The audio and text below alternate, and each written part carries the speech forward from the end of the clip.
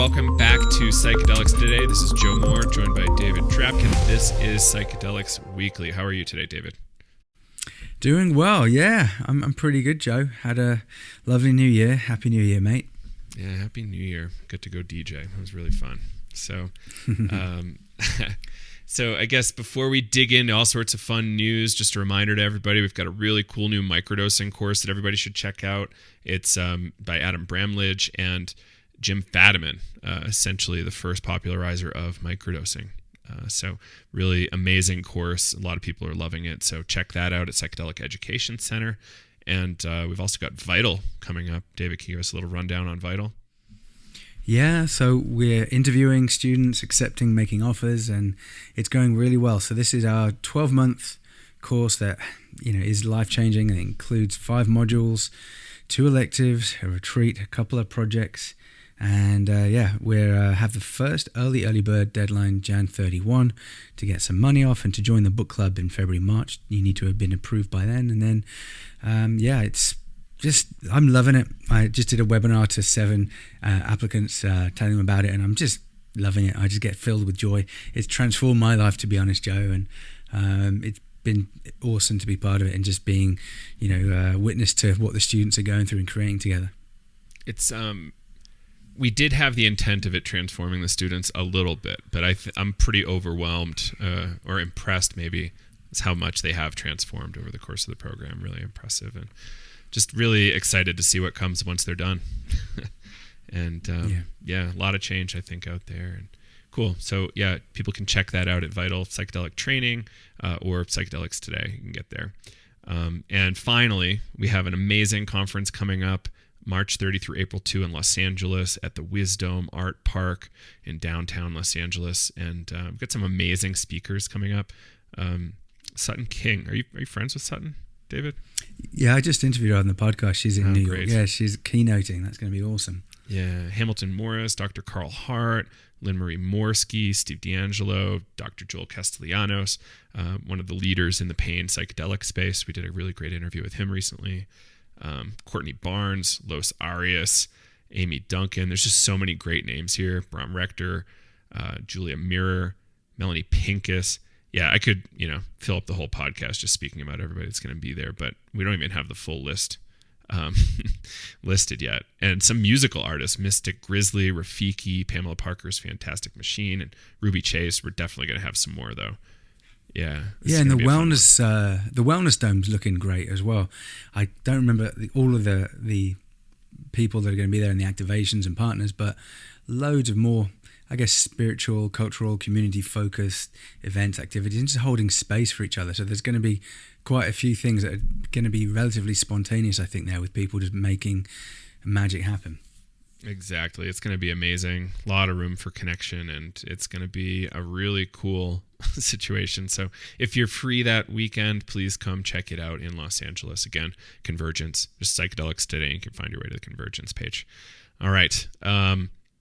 Let's dig in. So we have a really interesting new thing. Mass General Hospital just signed a letter of intent with Tryp Therapeutics for a study on I.B.S. with psilocybin. What were you able to pick up here on this one, David? Yeah, I think this was announced yesterday, so that was Tuesday the 3rd of Jan. This is a company, Tryp Therapeutics, that I think you and I have both interviewed the CEOs there. So right now the CEO is Jim Gilligan, and we interviewed him in August, and they're doing some really interesting work for a couple of different medical indications, and they're now announcing they're actually going to use their IV psilocyn for Irritable Bowel Syndrome with Mass General, which is part of Harvard. That was on top of the existing work they're doing on binge eating disorder with the University of Florida and the University of Michigan, doing kind of fibromyalgia, nociplastic pain. So this is something new, that the I.B.S, but it really just makes sense because they're already looking at fibromyalgia. It kind of goes well with that, and I.B.S is something that quite a few people, I'm sure, that we all know in our lives are affected by. There's not great treatment for I.B.S, and it has a massive impairment factor on people's lives. It really does. It's kind of pain caused from within the body, from the body doing just normal functioning of eating and going to the toilet and digesting. it causes, pain and discomfort and irritability. So anything in my mind that can help with that, is fantastic. And I'm also really interested just in this idea of psilocybin in a bag, in IV, rather than eating it or having a tablet, it's IV. So what's that actually going to feel like? What's it going to be like? And the idea is it's going to have rapid onset and more control of the dose and the intensity, and be able to stop it if needed. But I just can't imagine what that would be like. I know ketamine's in a bag, IV, and it does that, but I just can't imagine psilocybin having that, being able to just kind of turn it on and off and up and down that much. Yeah, and we'll see if they're going to use infusion pumps or just IV in a bag. It's going to be an interesting one, though. But one thing I love is you have to use less of the drug. I think I saw something like 3 milligrams when I was poking around before, which is really impressively low. Robin Carhart Harris is a chief advisor there. And pain does keep popping up. This is a really good observation.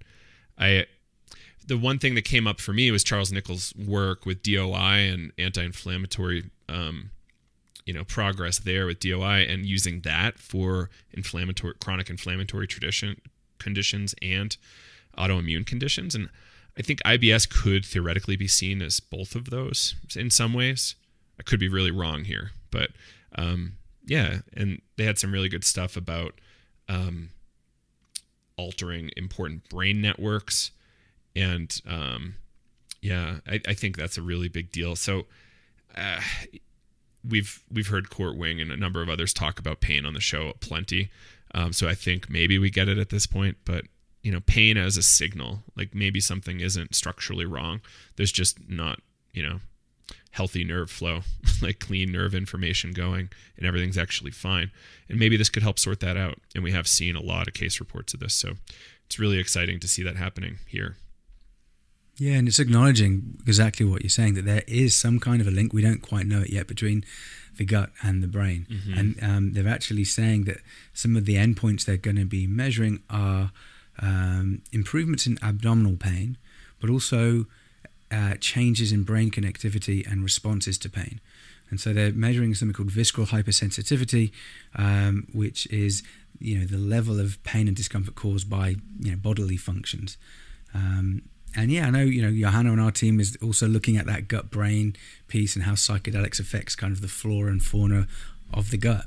And we just don't know much about it, so it's great to be seeing it. And I used to work in an outpatient mental health clinic, and we had patients that had chronic pain, and it was causing them massive depression and suicidal thoughts. And some of them were being prescribed cannabis because opioids weren't touching, or they're very addictive. But we also did quite a bit of work around mindfulness meditation and hypnotherapy, not so much to reduce the actual pain, but to reduce their response to the pain, or the meanings kind of laid onto that pain, which is just a really interesting way of engaging with it. And final note, I don't think we've mentioned this. This is actual psilocybin-assisted psychotherapy. So actual psychotherapy in the mix. So it's not just a drug-only intervention.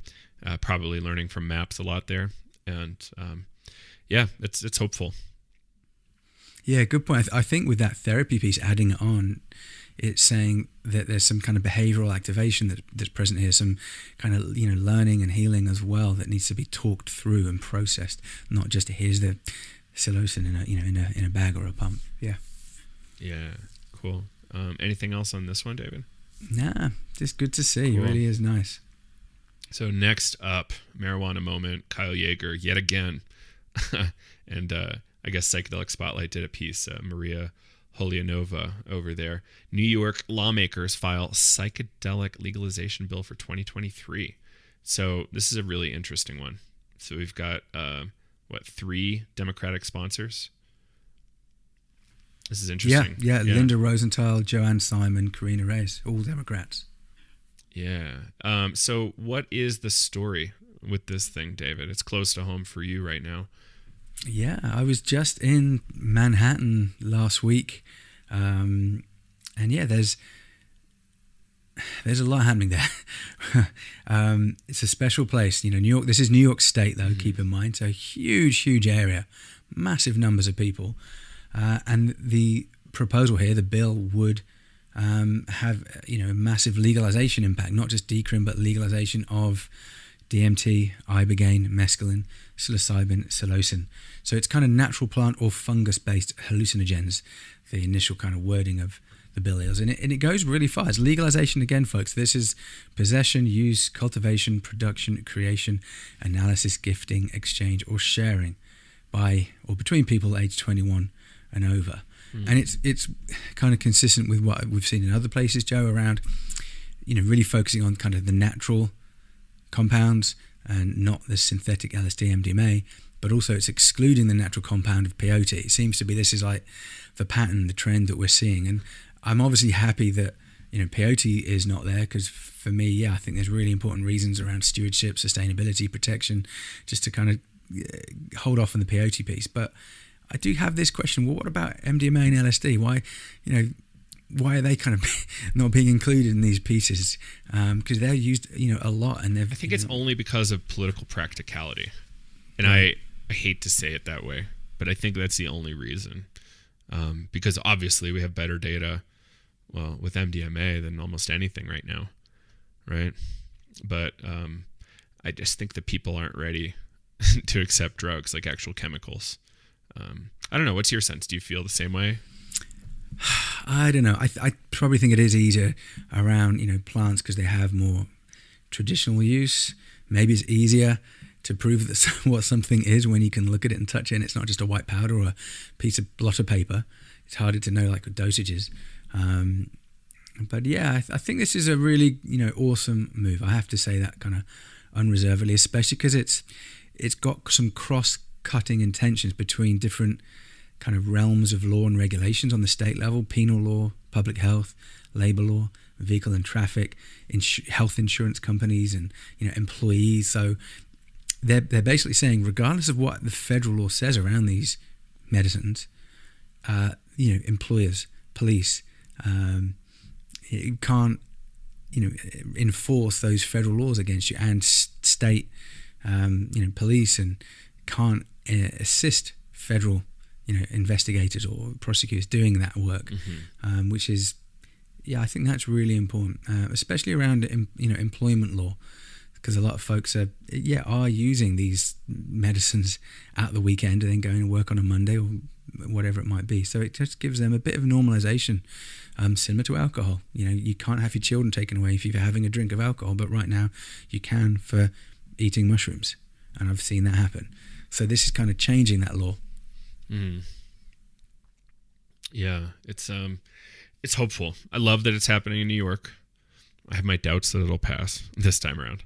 New York is like a little slower. It's a really big state, a lot of people. So, and the institutions, I think, have a lot of power, right? In New York, the ones that want things to go a little slower. That's maybe why we see it in Colorado and Oregon first. But this is really interesting. I love the progress here. And, of course, I wish it was an all drug decrim just to end the drug war, but in time we'll get there. And, we need to accept wins when we can get them. And just to say, Senator Rosenthal, she has put forward multiple bills now. I think maybe this is the fourth. But yeah, lots of work that she's been doing. So, I'm not sure if you listen to Psychedelics today, we'd love to have you on the show to hear about, why this cool thing is, because, it's again and again, they tried before and changed the wording, did a bit of tweaking there. And it's just great to see people like that just stepping up, like, this is important. She actually tried before with a psilocybin research institute in New York State as well. Just there's so many different ways of really moving this forward if you really care. Yeah, well, let's work on getting Senator Rosenthal on the show. I think there's a chance. I might have to have you drive up to Albany, though. I've never been up there, actually. Yeah, I'm up for that. Oh, really? It's an interesting city.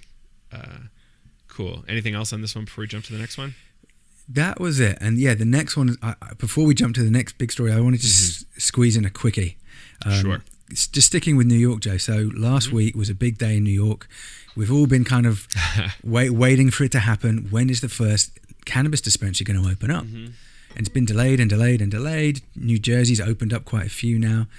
And New York was trying to do it in a way that really prioritized kind of social equity and keeping out the big money folks, the MSOs, the multiple state operators. And so last week, Housing Works opened up a cannabis dispensary. And I don't know if that's a national chain or just New York, but Housing Works is basically a thrift store where I've bought loads of old clothes and furniture. That is a non-profit raising money and investing in services for homeless folks with HIV, people that use drugs, housing, community support services. So they're a non-profit, and they applied for a cannabis dispensary, and they got it. So they are the first one. They opened their doors last week. I almost made it, but it just couldn't get in there. And they ended up having like lines around the corner and being like just hundreds of people. They had 500 customers in the first day. There's 8 other non-profits that have been granted licenses and are opening up, and other kind of operators that have marijuana convictions in the past kind of waiting to open up before all the big money comes in a couple of years' time. So for me, this is a real awesome story, that was the first place to get a license in New York and to open their doors. Yeah, it's a big win. So I think a lot of folks in the scene are against retail cannabis, and I find it a little goofy. But my general story that I've been on for years is I really prefer to have a standard dose. How amazing is that? It's a revelation. You make your own cookies and you don't know. It could be plus minus 500% sometimes, and at the store you know exactly what it is. Yeah, for me, it still seems like a novelty, like a kid in a candy store, but, because it's just so new here. Mm-hmm. That's why I'm as excited about it. What's it like for you as, it's been legal in Colorado for a decade or so? I try not to go in, honestly, but like when I do, I always want to see what they're calling strains. I want to talk to the bud tenders a little bit. I want to see what kind of devices they're also selling. Like these new kind of electronic dab rigs are really interesting. I think they're probably a revelation for DMT users, by the way. But, some of these things are really interesting. And I just love seeing the advancement of the technology and, seeing what's available. But, what we're going to run into is going to be a similar issue to alcohol prohibition. We're going to just see these above board things being taxed. So there's always going to be a underground market. And I just hope we don't ramp up a drug war to, push back against that. But I don't see any signs that we won't. Yeah. So we've got to be vigilant and really try to convince people here not to get law enforcement involved. And how can we all play nice together? Yeah, that's a good point, because these legal dispensaries that are opening, they've been quoted in these articles as saying, that they're relying on, courts and police to enforce the rules around the unlicensed dispensaries, because otherwise, they can't make money that way. And New York's got quite a lot of the buses driving around selling weed, so they have to, take those and impound They've those got to buses market. too. Right. What is the marketing? So how do you say, we 100% tested no molds. We've done all this stuff. So it might take some like black market research, actually going and buying from 100 different vendors and saying, okay, cool, I think we're okay here. Look at the toxins and leads or heavy metals or whatever in these things. But you might want to sponsor a university to do it so you have credibility if you're the industry.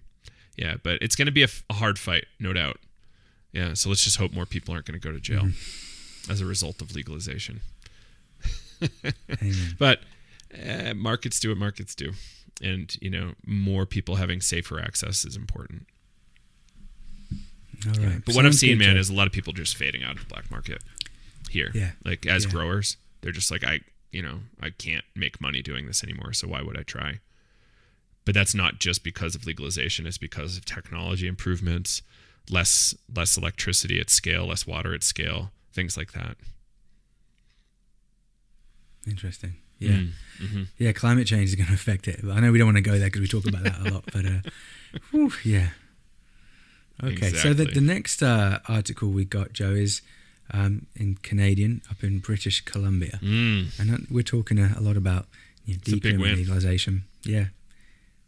Yeah, so this is decriminalization of opioids. So, literally, opioids such as heroin, fentanyl, will be illegal in British Columbia from January 31 to have in your pocket, to have in your possession. And I'm assuming that includes drug paraphernalia as well. 2.5 grams of opioids. And I did a little calculation in my head, and I think 2.5 grams of, say, heroin is equivalent to, say, 50 bags or 5 bundles, which is quite a lot. And for most people that use heroin, that would there might be enough for a couple of days or a week for the average user. So, it raises the question of what is the right amount to set this limit, because there's pros and cons and different people, arguing for this one way because, you don't want it too high, the limit, because then that encourages drug dealers, and you don't want it too low because then, it means you got folks that are going to need to carry lots on them and they'll get convicted still. Say if they're living in a rural area or they've got a high tolerance to heroin, they need more, and you tend to buy it in bulk, economies of scale, to just save money. This, I don't want to hyper focus on the amounts piece, but it is really relevant. It seems to be the kind of the fighting ground between people around how much there is. But overall, this is huge. They said that there's a public health emergency in British Columbia, as there is, in many other parts of the world, around opioid overdoses. 14,000 people died since 2016. 87% were from opioid overdoses, and 87% were because of fentanyl. So it's just a massive, massive problem that's not gone away. We've known about it for ages, but that hasn't converted into anything getting better. It's just got worse, particularly with COVID. Like, the numbers have just gone up. 100,000 people died last year in America from drug overdoses, and the majority were from fentanyl by a long way. So let's hope harm reduction services get a little bit more funding, like Dana Larson's drug checking situation that we chatted about before. I think that's really important in Vancouver. And, again, it's progress, right? None of these things are perfect, but at least we're moving in the right direction. And let's hope we see a lot of wins and a lot less harm, and then maybe we can go further. Yeah, how would you measure success for something like this, Joe? I was thinking about it. Like, how would we know if this was the right decision or a good decision? You'd have to do a lot of research. So I would say, yeah, this is a tough one. So because the drug markets have been developed and incubated in this really harsh climate, I think the fentanyl in heroin is not necessarily going to go away, but I think there could be a number of vendors. And, there are people who just prefer having fentanyl in their heroin too. Like, that is a part of the plan for a lot of users. So there's, maybe total number of people living homelessly. Maybe there's a total number of ODs. Maybe it'll go down. Maybe there's, how many people did not get incarcerated year over year. Mm-hmm. That's a big improvement. Incarceration is just not good for anybody. I don't believe. So, it's a net positive. And maybe less stigma and more caring. But I think, this is an all drug decrim thing, right? So we might actually see a fair amount of expansion in the psychedelic space too. So more people could be treating more people. So, peer-to-peer services could really help a lot of folks who are struggling with addiction. So I think there could be some really cool stuff coming from this. That's a really good point, because right now there's a big differentiation around the services you can get if you're using opioids or if you're in recovery or absent or not using them, whether that's a day or a week or a year. And if you're still using, if you're a drug user, there's not that much available to you other than go to detox, go to rehab. Maybe you can get to an A meeting. Some wouldn't let you in. So yeah, I think having this destigmatizing of it actually should enable more of that kind of peer-to-peer support. People coming out of the woodwork, getting into treatment, just feeling a little bit safer with what they're doing. But yeah, ultimately, I think the Switzerland-Portugal model is probably better, particularly Switzerland, with supply as well being publicly available and tied to provision of other social medical services. Incredible. Yeah. So I'm just hopeful here. And one last thing, the iron law of prohibition. Have you heard me talk about that one plenty? No, go ahead, man. So this is a really interesting thing. So as things become more illegal, things become more potent. So if we look at alcohol, for instance, during America's alcohol prohibition, beer effectively went away. and whiskey and liquors were the thing, and stronger, and even like the moonshine stuff that was pretty harmful for a bit there. So we're seeing the same thing with the current drug war. Fentanyl, people usually prefer heroin, but they, will get the stronger thing, the fentanyl, because it approximates it a little bit. But you have to smuggle in a very small amount or create just a small amount for similar gain. I don't know what the ratio is, but it's more profitable to smuggle a higher value item, even if the consequences are more severe. And we're seeing that. So we have fentanyl, carfentanil, and there's probably other stronger analogs now on the market. And that's going to happen as we keep ramping up the drug war, because the importers want to mitigate their expenses and their risks. So, if they can do smaller packages with 20 people as opposed to one big package with 2 people, you're going to get some through. And, we're probably going to see that in psychedelics. I think we are, we're not really seeing a huge black market for ayahuasca, though most people, I think a lot of people want ayahuasca. We're seeing a lot of LSD and psilocybin goo and all sorts of interesting products that are really compact and small and last a long time. Right.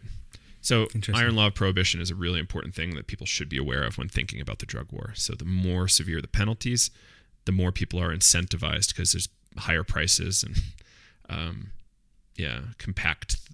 more compact packages to transfer larger values, things like that. Thanks, Joe. Yeah, I'll remember that one. Awesome. Yeah, cool. So what's next? Next, so you and me are going to try and translate some neuroscience research. Good luck to us. So it's a bit complicated, but luckily this is a research article in the European Journal of Neuroscience that also has an article about it that we read in the Neuroscience News website. So the research paper is called "The Psychotomimetic Ketamine Disrupts the Transfer of Late Sensory Information in the Corticothalamic Network." So that's the name of the actual research piece in the European Journal of Neuroscience. And then the article in Neuroscience News from December 30th, which got our attention, was called "Ketamine Found to Increase Brain Noise." And the actual research happened in October. So it's last year.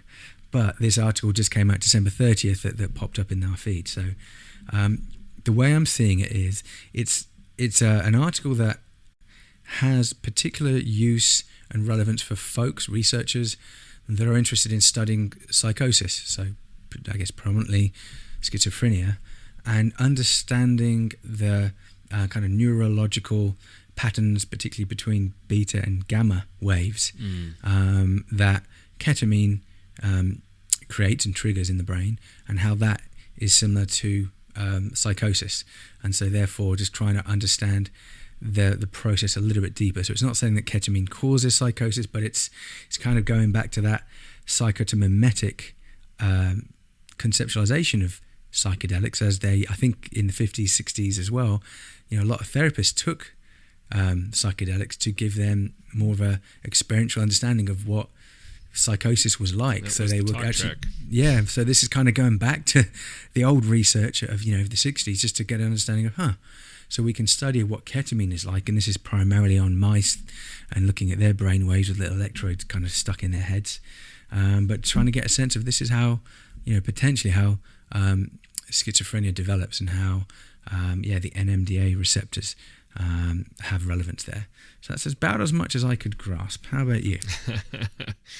The psychotomimetic thing is really interesting. I think we have to really figure out a way to differentiate psychosis from a drug experience. Like psychosis, I got in a big argument with folks on Twitter recently about psychosis and the definition of psychosis, and how do we want to relate to really weird psychedelic experiences. By some definitions, they would look like psychosis. And a lot of people say, any psychosis is bad, therefore any psychedelic experience is bad, when we know that's not really true. A lot of people actually really enjoy taking psychedelics and having those experiences, even though it could look like, this person's cuckoo and they should go away. But, it's not necessarily the case. But yeah, so was this the one that had like the headlines of static, creating like a static? I think I read some articles suggesting that. I don't know. Not sure noise. That came up. It was noise. Yeah, noise. Yeah, that came up. Yeah. Yeah. I think.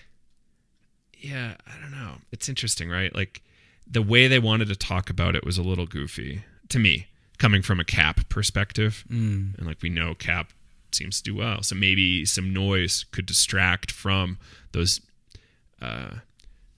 entrenched patterns.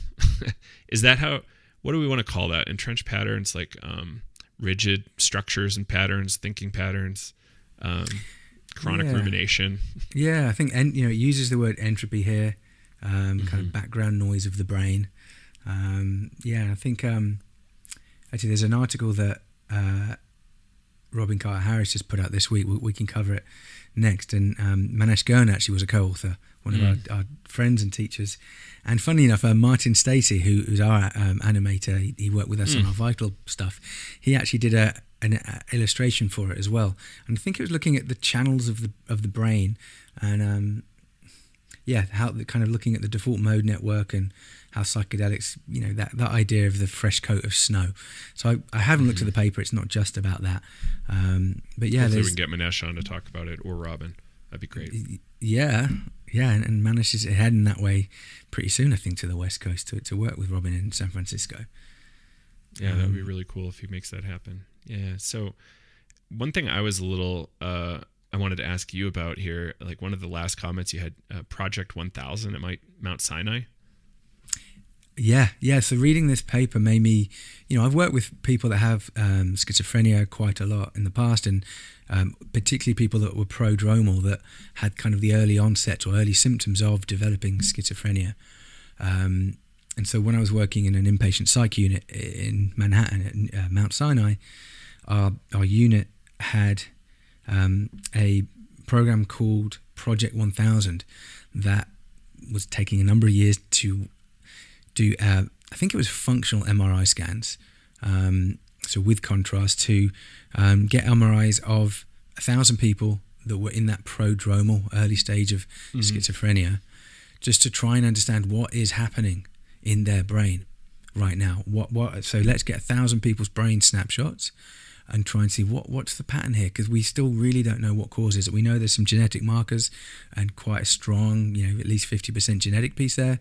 And if people have that marker, then they are, almost definitely going to develop schizophrenia at some point, or it's very much more likely to be triggered by life events. So I don't know where this project left off. I had a T-shirt that said Project 1000 that I got when I left Mount Sinai. So I don't know where it's gone over the last few years, but it was really trying to just understand schizophrenia better, because every day on the unit we would have probably at least 5 people coming in because they were psychotic, and they were, risk of harm to self or other. So they needed, unfortunately, tranquilizing, and sometimes put in the safe room. Sometimes, they even needed to be in kind of 4-point restraints. This is like forced hospitalization, effectively? Yeah, most of the time it would be. There were different, most of the time it would be. So, if there's any way of preventing schizophrenia from developing, or delaying how long it takes to kind of affect the brain, or just anything, minimizing the impact, because schizophrenia is hugely impairing for families when they have someone that has schizophrenia. So if this understanding here with this article around ketamine can help us understand schizophrenia a little bit better with the brain, then God, we need that, because other than antipsychotics, which are not very effective, they have a lot of terrible side effects from those antipsychotics. I'd love there to be something better than that for folks out there. Yeah, I have a few friends who've been on antipsychotics for at least 15 years, and it's ugly to see what's happened to them.